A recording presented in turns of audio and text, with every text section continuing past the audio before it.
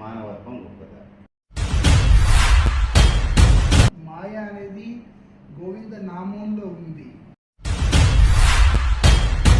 గౌడీయ మఠం అంటే ఏంటి సార్?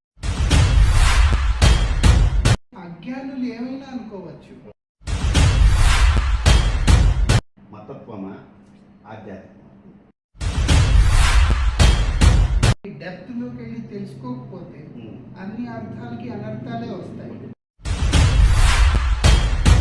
ఈ 3 పాత్రలు మీరు పోషిస్తారు, ఇది వాస్తవం అని అనుకోవాలి. ప్రపంచం మొత్తం హిందూ సమాజం అంటే భారతదేశం వైపు చూసింది. ఆ ఇనప ముక్కల్ని ఆ అయస్కాంతం ఏదైతే ఉందో అది ఆకర్షిస్తుంది. మత మార్పిడిల కోసమా లేక హిందూ సమాజ అభివృద్ధి కోసమా? ఎన్ని లక్షల కోట్లు ఎంత సంపాదించినా సరే ఆ వ్యక్తి జీవితంలో సుఖం ఉండే అవకాశమే లేదు. సనాతన ధర్మం అయితే చెప్పలేదు కదా దాడులు జరపాలని. అసలు మారేది మతమేలా అవుతుంది? వాళ్ళ జీవితంలో ఆధ్యాత్మిక పురోగతి ఉండాలి అంతే. సహజంగా మనిషి లక్షణం ఒకరు ఎదుగుతుంటే అని తొక్కాలని చూస్తాడు.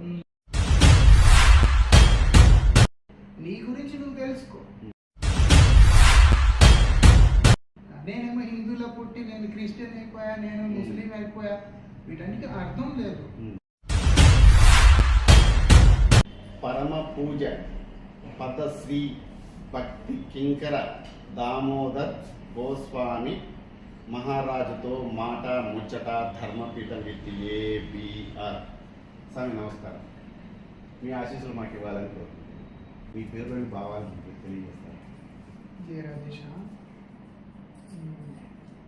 పరమారాధ్యులైన మా గురుదేవులు జగద్గురువు విష్ణుపాశ్రీ శ్రీమద్ భక్తివల్లభ తీర్థ గోస్వామి మహారాజులు గారు సన్యాసాశ్రమంలో ప్రవేశం పెట్టినప్పుడు వారు పెట్టిన పేరు భక్తి కింకర్ దామోదర్ మాత్రమే. గురుదేవుల ఆశీర్వాదంగా వచ్చిన పేరు. కాకపోతే ఆ యత్యాశ్రమంలో ఉండటం వల్ల సన్యాసులకు మన శాస్త్రాలు ఇచ్చే గౌరవం వల్ల ముందు వెనక